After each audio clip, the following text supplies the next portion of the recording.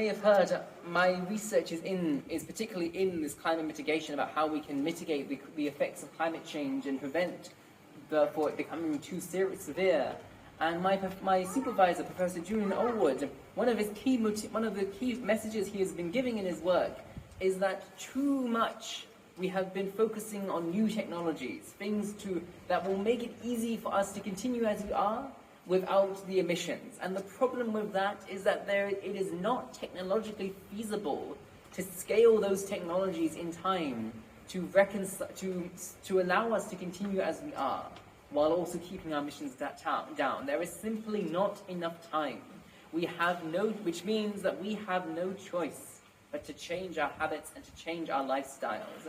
And the way we do that almost entirely involves having restraint and having a level of humility in how we consume.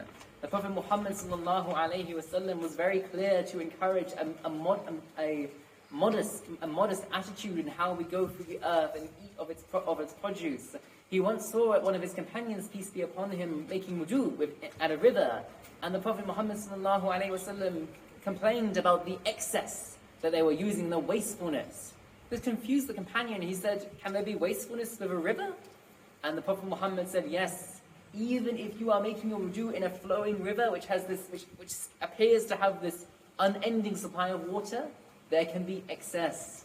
So even if it seems like we have an infinite supply of resources, which is not true, it is just that modernity makes our current society, our consumerist modern society, deludes us to think that we have an unending supply of our normal resources. But even if we think we do, or that is what it appears, we still don't take as much as we want. We only take enough to allow us to.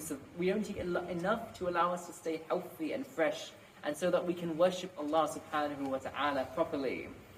As the Prophet Muhammad ﷺ advised that when we eat, we should have a third of our stomach for food, a third for water, and a third for empty space. That was the sort of standards that he had, sallallahu alayhi wasallam. And if we use that, if we bring those standards back to life in our Islam in the 21st century, we can be the forerunners, the sabiqoon, in mitigating climate change by leading an example of how we can have restraint and moderation in our consumption. Now, there are some who would like us to constantly worry about every minute detail. Is it okay to use this plastic bag? Is it okay to buy a banana? Is it okay to do this and this and this? And every minute detail we start to fret about. And to an extent, this confusion about what we should be doing is very helpful for those who don't want any action. Because instead of actually doing things that are going to save our planet, we are spend all our time just worrying about this, having this waswasa essentially, this whispering and this concern. My supervisor, Professor Junayd Ul Islam, has been very careful to narrow down what we should be having restraint in and what we should be focusing on. And he is very clear. If we do just 4 things as individuals, we can reduce our country's emissions by 1/3. Now, what are those 4 things? And these are going to be uncomfortable, but I encourage you to listen attentively and to have an open mind. Be like the true believers who receive the call and were ready to transform for the sake of a greater cause. The first thing is that we should switch our gas boilers to electric heat pumps if we are able to. Now, I understand that there are some growing companies now that provide the service of installing an electric heat pump, which so you're not burning fossil fuels and causing emissions as you warm your house. But I understand that there is still a scarcity of this, and it is still quite hard to get that service. And so I appreciate the difficulty that you may have until we get there. And so one short-term goal that I would suggest is to be comfortable with having your temperature lower in the winter. Because if you look over the recent decades, you will notice that the average temperature that we have been putting our houses in has increased year on year. And so today we feel that we should have our room temperature, higher than what people in 2000 or people in 1980 thought was necessary. And so let us be of those who act in moderation in how high we turn the thermostat, and who put it up just enough to keep in a healthy condition. And of course, remember that we have layers, we have jumpers, we have shawls that we can put on if we are feeling cold. The second action that we can take is to convert from a petrol car to an electric car, so that as we commute and as we drive, we are not emitting CO2 and greenhouse gas emissions. And I would add that if you're not able to convert, I understand that cars are very expensive and you would want to use your car to its full potential before you scrap it and replace it. Consider subsidizing your car journeys by using public transport, by walking when you can, by cycling. And alhamdulillah, we have a lot of very accessible cycle routes in our local area in Cambridgeshire, and also what we call carpooling, where you share a car together as you go on one journey. And another thing that I would say is that even if you don't convert from a petrol to electric car, consider the size of the car. Over the last few decades, the motor in the car has gotten more efficient, but at the same time, the size of the car has gotten bigger. And so the cars still take up as much oil, as much fuel as they did in the past. And so there has been no improvement to our emissions in that area. And this increase in the size of the cars, we are now at a point where the average car weighs 12 times more than the people inside the car. Now, I understand that to an extent you need some space to store your shopping and things in as you commute. But if we are going to be honest with ourselves, having a very big car, I suspect that is an attempt to show status and to show izzah, in the same way that some people feel proud if they wear a fancy watch or a branded piece of clothing. And we should be very careful of this temptation by shaitan to have ostentation, to show off our wealth in large things, in this sort of luxury. And remember that إِنَّ الْعِزَّةَ لِلَّهِ جَمِيعًا. In fact, honor belongs to Allah entirely, and your honor is not through the size of your car or the style of what you have or the clothes that you wear. Your honor is through saying La ilaha illallah Muhammadur Rasulullah sallallahu alayhi wasallam. Remember, Walid, son of Walid ibn Mughira, was one of the wealthiest men of his time, and what does Allah say about him? La tudi' kulla halafin mahin. O Prophet, do not follow him. An kana dha malin wa baneen. Do not follow him just because he has wealth and children. إِذَا تُتْلَى عَلَيْهِ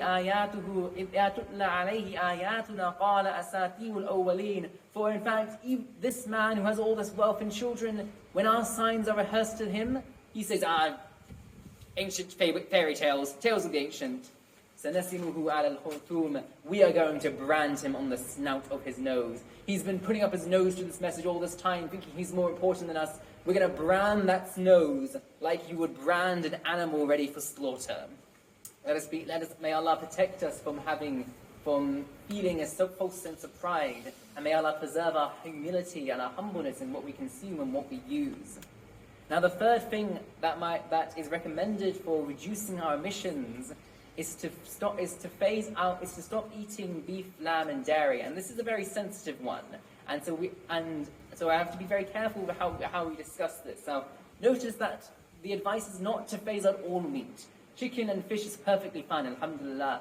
And also notice now, so my professor is very clear, it is just beef, lamb, and dairy. And I'm still doing my research into how we can reconcile our Islam with this particular recommendation. But what I will say today is that yes, it is true that our Prophet sallallahu alaihi wasallam, he did drink milk and he did eat meat and he loved to eat lamb. But it is also true that he did not eat that meat at the same frequency, in the same amount that we eat it today. Meat in the ancient world, in the Islamic and the Arabian world, was a speciality. It was a luxury. It was something that was very hard. It was something that was very rare because you had to kill an animal. You had to raise the animal over a long period of time. And so part of the point of the Eid al-Adha and the Qurbani is that we share the meat because it is a luxury, and so we share it with all of the poor, so that all of the poor get to enjoy this luxury together as one community. But today, in the modern Western world, We have been conditioned to view meat as not a luxury, but something, a commodity, something that we have an entitlement to almost. And so we have been conditioned to think that we deserve to have meat every single day. The average UK citizen eats 4 times as much meat as the average Pakistani citizen, and almost double the amount of meat as the average Turk eats. It is possible to have restraint and have moderation in this area. And the final advice about reducing our emissions, we've had switching from a gas boiler to electric heat pump, switching the car from a petrol to an electric car, and phasing out beef, lamb and dairy. And finally, and perhaps the most important one, is to stop flying. Flying is probably the most intensive action that any of us can do in terms of the emissions. And we have to be and it's time that we think very carefully about whether those flights that we are going on is necessary. I absolutely understand that many of us, subhanAllah, we have relatives across the world, and we have priorities that we have commitments we need to uphold. But I urge you to think very carefully about those holidays and about those journeys. I myself have never flown, and I do not intend to fly anytime soon. Like when I went to Istanbul to study Arabic last year, I went by bus and train. Because even though I was going fi sabilillah to learn Allah's knowledge, I did not consider my needs of studying Islam more important than the rights of this planet and the need to mitigate climate change and the responsibility that we have to this planet.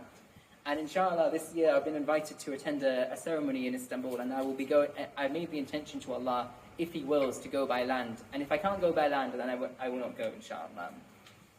I will be honest that the threats of climate change are very scary. And as we saw last week with that devastating heat wave and the threats to lives that it can create. But I urge you to not fall into despondency, for Allah subhanahu wa ta'ala does not hold us accountable for the end results of our actions. He only holds us accountable to the striving that we do and the efforts that we take and our intentions. Ultimately, Allah subhanahu wa ta'ala is the one who has control over everything. Inna Allah ala kulli shay'in qadir.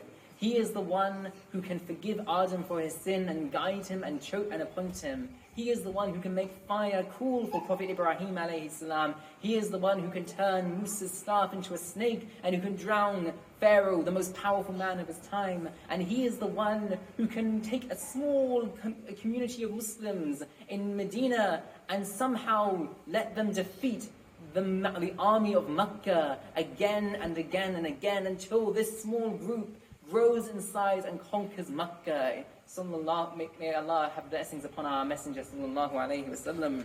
If Allah can do all of these, we should always hold in the faith that Allah can help us overcome the issues of our day. Be that the genocide in Gaza, be that the inequality in this country, be that the confusion our children are having about gender, or be that the climate change.